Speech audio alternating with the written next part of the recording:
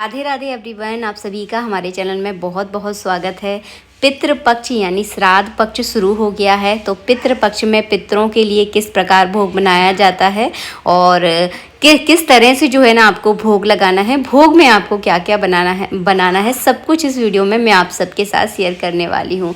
तो जब भी आप पितृपक्ष में पितरों के लिए भोग बनाएं तो कोशिश करें कि घी में ही आपको बनाना है। मतलब पूड़ी सब्जी जो भी हम तेल का यूज़ करते हैं तो तेल का यूज़ ना करके आप घी का प्रयोग करें। अगर आपकी स्थिति ज़्यादा अच्छी नहीं है तो आप तेल का प्रयोग कर सकते हैं। वैसे जो विधान होता है मैं आपको बता रही हूँ कि उसमें घी का ही प्रयोग किया जाता है। क्या क्या बनाया जाता है, आप पूड़ी सब्जी खीर और उड़द दाल से बनी हुई कोई भी मिठाई आप बना सकते हैं। आप चाहें तो दही बड़े जो है ना बना सकते हैं, क्योंकि पितरों के लिए जो हम भोजन बनाते हैं उसमें उड़द दाल ज़रूर जो है ना रखनी होती है। तो उड़द दाल से, दाल तो आपको नहीं बनानी है, लेकिन उड़द दाल से बनी हुई कोई भी आप मिठाई या कोई भी खाने का सामान जो है ना बना सकते हैं। खीर ज़रूर बनाई जाती है। पितरों को सफ़ेद कलर अति प्रिय है, इसीलिए उड़द दाल का प्रयोग ज़्यादातर किया जाता है। और जो है ना जो दूध से बनी हुई मिठाई है उसका भी प्रयोग सबसे ज़्यादा किया जाता है। तो खीर आपको ज़रूर बनानी है। और पितृपक्ष में शुद्धता का विशेष ध्यान रखें। नहाकर मतलब कि स्नान करने के बाद शुद्ध वस्त्र पहनने के बाद जो आपकी किचन की जगह है उसको अच्छे से साफ़ कीजिए। उसके बाद जो है ना आपको पितरों के लिए भोजन बनाना है। पितरों के लिए जब आप भोजन बनाते हैं तो ध्यान रखिए लहसुन प्याज का आपको बिल्कुल भी प्रयोग नहीं करना है, यानी शुद्धता का बहुत ज़्यादा आपको ध्यान रखना है। पितरों का जब तक आप भोग नहीं लगाएंगे तब तक आपको इस खाने में से किसी को भी खाना नहीं देना है। यहाँ पर मैं लगा रही हूँ पितरों के लिए थाली। अब आप ध्यान से देख लीजिए कि पितरों के लिए थाली किस प्रकार लगाई जाती है। मैंने यहाँ पर कांसे की थाली का प्रयोग किया है। तो पितरों को लोहे से सख्त नफरत है, यानी आपको स्टील के बर्तनों में खाना बिल्कुल भी नहीं परोसना है।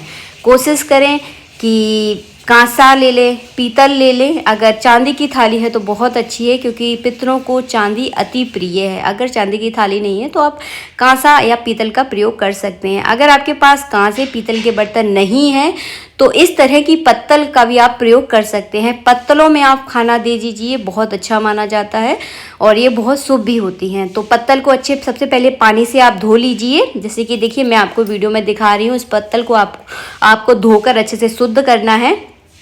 अब जो है ना पितरों के लिए श्राद्ध पक्ष में पितरों के लिए पांच भागों में जो है ना हिस्से निकाले जाते हैं। जैसे कि मैंने कांसे की थाली में पितरों के लिए भोग निकाल दिया है। इसके बाद कौओं के लिए, चींटियों के लिए और गाय के लिए, कुत्ते के लिए, यानी 4 हिस्से और निकाले जाते हैं। तो मैं क्या कर रही हूँ, अलग अलग पत्ते इसमें से निकाल के रख रही हूँ। आप पूरी पत्तल का भी प्रयोग कर सकते हैं, लेकिन बहुत छोटा थोड़ा हिस्सा निकाला जाता है, इसलिए जो है ना मैं पत्तों को अलग करके जो है ना पत्तों पर सभी के लिए जो है ना भोजन यहाँ पर परोसूंगी। 2 पूड़ियाँ मैंने यहाँ पर कुत्ते के लिए निकाली हैं, 2 पूड़ियाँ मैं यहाँ पर गाय के लिए निकालूंगी। पूड़ियों पर ही आप सारा सामान रखते, खीर सब्जी जो भी आपने बनाया है। मैं तो एक देखिए आप लोगों के लिए एक डेमो की तरह वीडियो बनाकर आपको दिखाती हूँ। तो मैंने पूड़ियों के ऊपर थोड़ी थोड़ी खीर रख दी है। इसके बाद चींटियों के लिए और कौओं के लिए जो आप भोग निकालते हैं ना, उनके आपको छोटे छोटे टुकड़े करने हैं, क्योंकि चींटियाँ और कौए जो है ना इतनी बड़ी पूड़ियाँ नहीं खा पाएंगे। तो आप छोटे छोटे हो सके तो बिल्कुल बारीक जो है ना इनके टुकड़े कीजिए। और इसमें जो है ना आपको नमक का कुछ भी नहीं मिलाना है। इसमें जो है ना आपको थोड़ी सी खीर जो है ना मिक्स कर देनी है। इस तरह से जो है ना कौओं के लिए भोग निकाला जाता है। थाली हमने आपको लगाकर बता दी। इसके बाद किया जाता है पितरों के नाम का हवन। सबसे पहले आपको हवन कुंड में अग्नि प्रज्वलित करनी है। आप चाहें तो यहाँ पर गाय के गोबर के उबले का प्रयोग कर सकते हैं। आप चाहें तो जो हवन की संविदा आती है उनसे भी जो है ना आप हवन कर सकते हैं। सबसे पहले हवन कुंड में आपको अग्नि प्रज्वलित करनी है। हवन कुंड के चारों कोनों का आपको पूजन करना है। रोली चावल लगाकर आप पूजन कर दीजिए। उसके बाद जो है ना सबसे पहले प्रजापत्य देवताओं की 5 आहुतियाँ आपको घी की देनी है। इसके बाद गौरी गणेश के नाम की आपको आहुति देनी है। उसके बाद नवग्रहों के, यानी 9 ग्रह होते हैं, 9 ग्रहों की सबकी अलग अलग आहुतियाँ आपको देनी है। उसके बाद अपने घर के पितरों की नाम की आहुतियाँ दी जाती हैं। एक बात का आप ध्यान रखें, पितरों के नाम की जब आहुतियाँ दी जाती हैं तो उस समय स्वधा बोला जाता है। मैं आपको डिस्क्रिप्शन में लिख कर दे दूंगी। और जब देवताओं के नाम की आहुति दी जाती है तो स्वाहा बोला जाता है। इस बात का आप थोड़ा सा ध्यान रखें।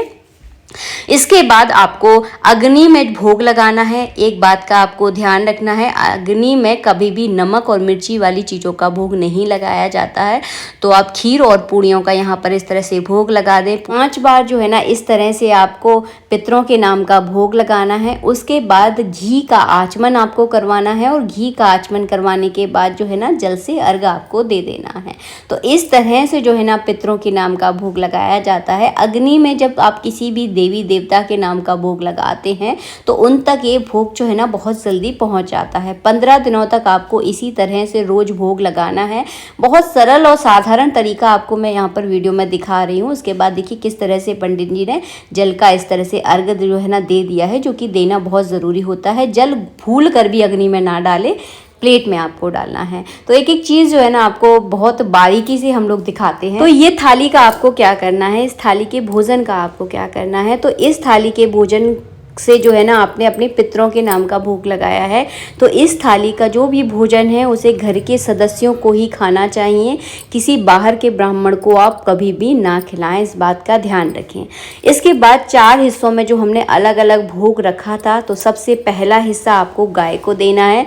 तो चलिए देखिए हमारी गुनगुन जो है ना इंतज़ार भी कर रही है। सबसे पहला हिस्सा जो है ना मैं उसी को खिलाऊंगी। हमेशा सीधे हाथ का आप प्रयोग करें। तो इस तरह से जो है ना गाय को दरवाजे पर जो है ना आपको भोग खिलाना है। दरवाजे पर ना आ सके तो वहीं जाकर खिला दीजिएगा। इसके बाद कौवे को, चींटी को और कुत्ते को जो है ना आपको ये जो भोजन हमने रखा है ये आपको देना है। तो सबसे पहले मैं छत पर जा रही हूँ और ये सारे काम जो है ना घर के पुरुषों को ही करना चाहिए। मैं तो देखिए यहाँ पर आपको वीडियो बनाकर दिखा रही हूँ, इसलिए एक काम मैंने कुछ कार्य मैंने भी किए हैं। बस औरत का काम केवल घर का खाना ही बनाना है। पितरों के नाम की जितनी पूजा होती है उसमें जो है ना पुरुषों को ही प्रधानता दी गई है। ऐसा मैं नहीं कह रही, ऐसा शास्त्र कहता है। तो घर के पुरुषों को ही ये कार्य करना चाहिए। औरतें खाना बना सकती हैं।